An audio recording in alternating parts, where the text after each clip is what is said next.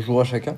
Dans la suite de cette série de vidéos sur les prérequis pour faire de l'analyse ou du traitement de signal, on va parler d'une distribution très importante, c'est la distribution de Dirac, et comment elle permet de justifier le fait qu'on puisse avoir, à travers la transformée de Fourier, l'apparition d'un spectre avec des raies bien distinctes quand il s'agit de signaux périodiques. Donc pour commencer, on va un petit peu traiter le cas là. Qu'est-ce que c'est qu'une distribution de Dirac, ou plutôt ce que c'est que les pics de Dirac. Et donc le pic de Dirac, c'est un outil mathématique qui, quand on représente une impulsion, donc une impulsion c'est déterminé par une certaine dimension d'espace.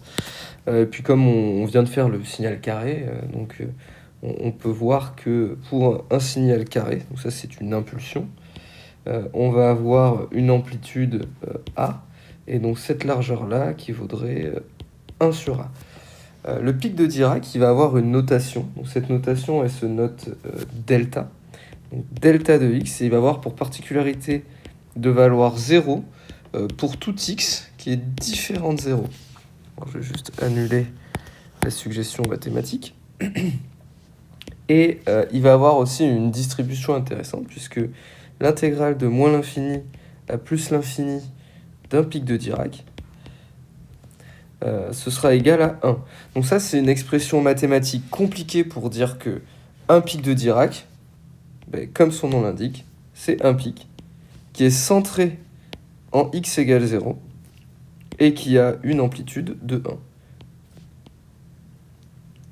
Donc ça c'est exactement pour dire la même chose. Et ce pic de Dirac, il a une propriété assez intéressante, une propriété mathématique, donc que je vais pas redémontrer, qu'on va admettre. Donc sa propriété,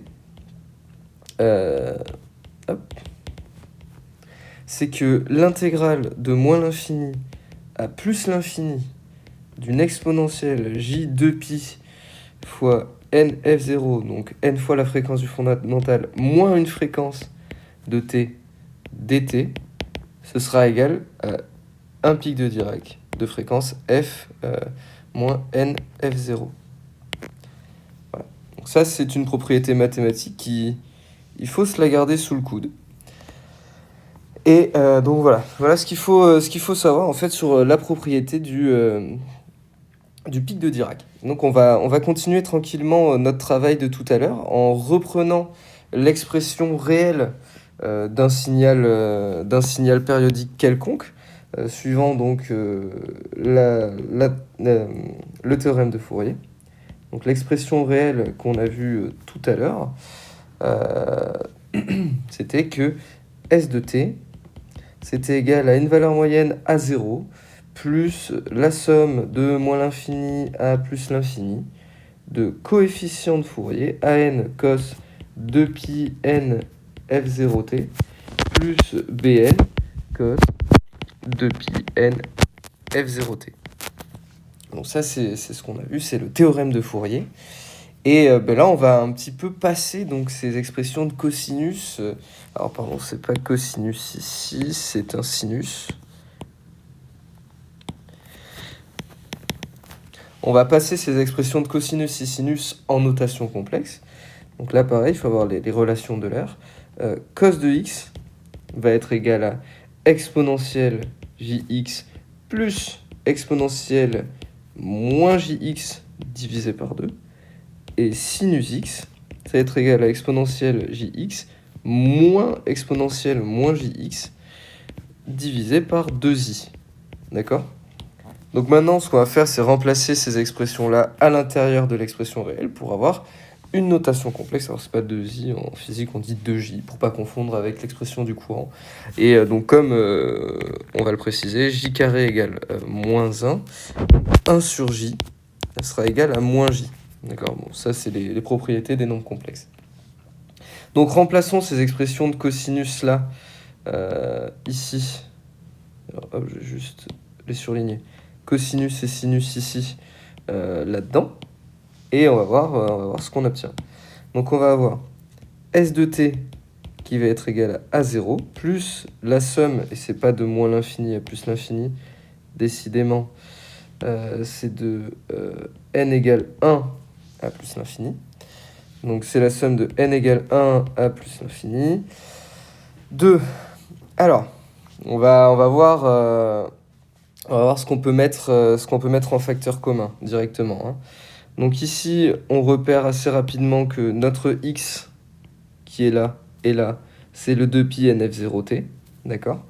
Et donc, je vais avoir une somme de cosinus et sinus, et donc je vais avoir une exponentielle de jx en commun, et puis je vais avoir un moins exponentielle j moins x, un exponentielle de j moins x, et puis je vais devoir jouer avec des 2 ou des 2j. Sachant que le 1 sur j vaut moins j, on va pouvoir, en faisant une petite tambouille mathématique, mettre en facteur exponentielle j 2pi n f0t fois, et donc là on va prendre juste les parties vertes, donc on va avoir la partie qui est devant l'exponentielle jx, donc je vais avoir an moins jbn, le tout divisé par 2, et c'est là qu'on voit l'importance du fait de passer le 1 sur j en moins j, donc je vais avoir ce coefficient là qui va apparaître, plus exponentielle moins j 2pi n f0t fois, et donc là je fais le même travail, je vais avoir plus an moins bn, ça va faire moins donne plus, donc plus jbn sur 2. Le moins vient du fait qu'on a un moins qui est là, et le moins j quand je le fais monter. D'accord ? Et donc voilà l'expression qu'on a quand on passe en complexe. Et donc pour simplifier et un petit peu alléger notre notation, ça et ça, on va les noter respectivement grand S de nf0 et ici grand S de moins nf0. Okay, donc ça veut dire finalement qu'on va avoir S de t qui va être égal à A0 plus la somme de n égale 1 à plus l'infini de S nf0 exponentielle j 2pi n f0t plus S de moins n f0 exponentielle moins j 2pi n f0t. Bien entendu, la somme, c'est surtout ça. Maintenant, nous, ce qu'on aimerait, c'est exprimer, ben là, on a une somme de sommes. Donc, on aimerait un petit peu regrouper tout ça. On voit ici qu'on a une expression qui va tendre vers plus l'infini, une expression ici qui va tendre vers moins l'infini, en tout cas en termes du petit n, hein, ça va être négatif. Donc, on aimerait bien transformer cette somme de 1 à plus l'infini à de moins l'infini à plus l'infini. Le problème, c'est qu'il va falloir la définir en 0. Et donc, pour la définir en 0,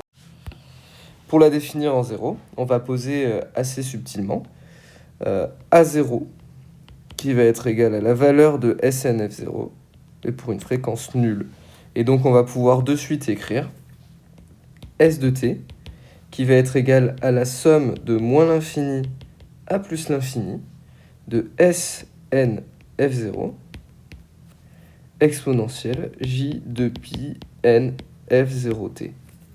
Et donc là, ça y est, on peut décrire finalement que notre expression initiale, qui est celle-ci, en notation complexe, elle va s'écrire sous cette forme-là, avec, je rappelle, SNF0 qui est égal à AN moins JBN divisé par 2.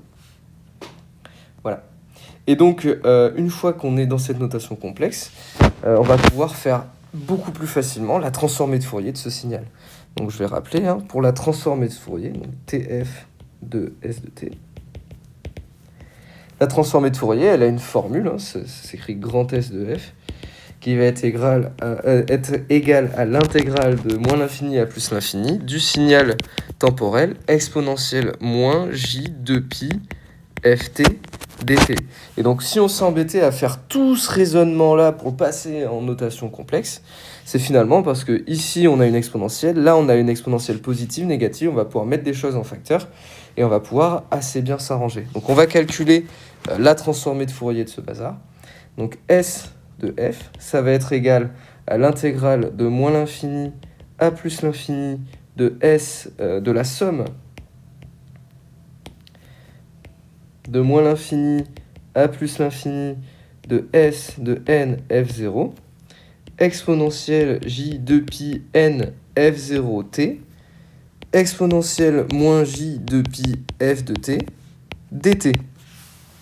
Voilà, on panique pas. On regarde ce qui dépend du temps. Est-ce que cette somme-là dépend du temps? Non, donc je peux la sortir de l'intégrale. C'est ce que je vais faire. Ça va être égal à la somme de moins l'infini à plus l'infini de S n f0 fois l'intégrale de moins l'infini à plus l'infini. Et après, on va mettre des choses en facteur. J'ai le j2pi qui sont en facteur et j'ai nf0, t et t qui sont communs. Donc je vais donner exponentielle j2pi t facteur de n f0 moins f dt. Et là, on se rappelle que cette expression-là, c'est égal à 1 Dirac. Et donc le Dirac en question, c'est f moins nf0. f moins nf0. D'où la transformée de Fourier, qui va être égale à la somme de moins l'infini à plus l'infini d'un certain coefficient S nf0 qui dépend de an et bn fois un delta de Dirac f moins nf0. Donc ça va être la position du delta Dirac, delta x, donc il va être centré sur une fréquence moins n fois la fréquence du fondamental. Et donc ça veut dire quoi? Ça c'est un résultat hyper intéressant, puisqu'il nous montre que quand on part d'un signal en représentation temporelle avec une amplitude qui varie en fonction du temps, donc quelque chose, voilà, n'importe comment, hop, qu'on en fait la transformée de Fourier, on va obtenir un spectre avec une valeur, donc on passe de la base du temps, on passe d'une base temporelle ici à une base en fréquence. On obtient un spectre en fréquence avec une amplitude. Cette amplitude, elle va être donnée par les coefficients an et bn calculés auparavant. Et surtout, on va avoir un spectre discret qui va être symétrique, puisqu'on part de moins l'infini à plus l'infini par rapport à l'origine. Et après, on va avoir une différente répartition de raies, avec des fréquences positives et des fréquences négatives. Alors ici, on va avoir 0, f0, 2 fois f0, moins f0, moins 2 fois f0, etc.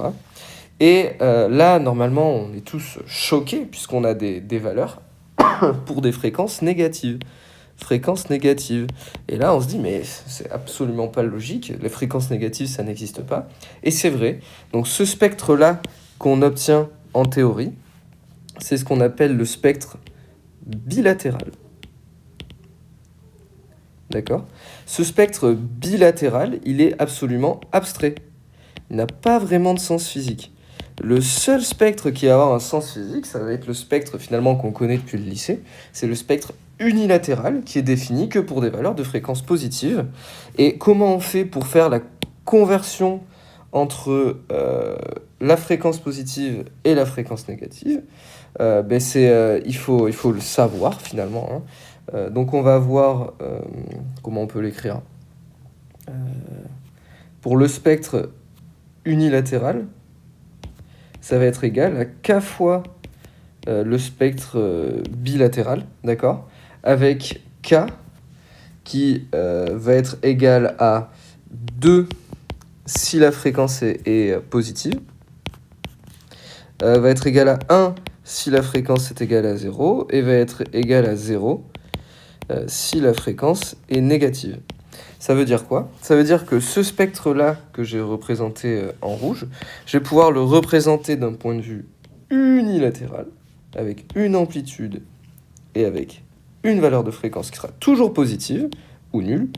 Et vu qu'on a à la fréquence nulle k qui vaut 1, je ne vais pas changer la valeur de l'amplitude moyenne, qui sera comme ça. Par contre, toutes les fréquences positives, on va doubler leur amplitude. Donc ici, on va voir, là où tout à l'heure, on avait les raies ici qui valent S de SNF0, mais là, on va l'avoir 2 fois. Donc ça va donner un pic qui va avoir une amplitude plus grande, puis une autre, et une autre, ainsi de suite. En fait, c'est un petit peu comme si on prenait cette partie-là, et on la replie sur la partie positive. Donc en fait, l'énergie des fréquences négatives, elle se reporte sur les fréquences positives. Parce que ça n'a pas de sens d'avoir des fréquences négatives. Donc voilà ce qu'il en est pour aujourd'hui, avec une petite distribution de Dirac et comment on peut faire mathématiquement à partir de la transformée de Fourier pour obtenir des spectres. Et donc ça vient de cette expression de Dirac avec cette propriété mathématique qui est très importante et intéressante. De suite, il faut avoir les bons réflexes. Hein. On se rend compte qu'ici, on est en notation complexe. Donc, on prend notre expression réelle, on la transforme en notation complexe. Et cette notation complexe, elle va nous permettre de faire apparaître les expressions de Dirac au moment de la transformée de Fourier. Et donc, ces expressions de Dirac nous permettent de justifier l'apparition de ces spectres-là à partir du moment où on fait la transformée de Fourier.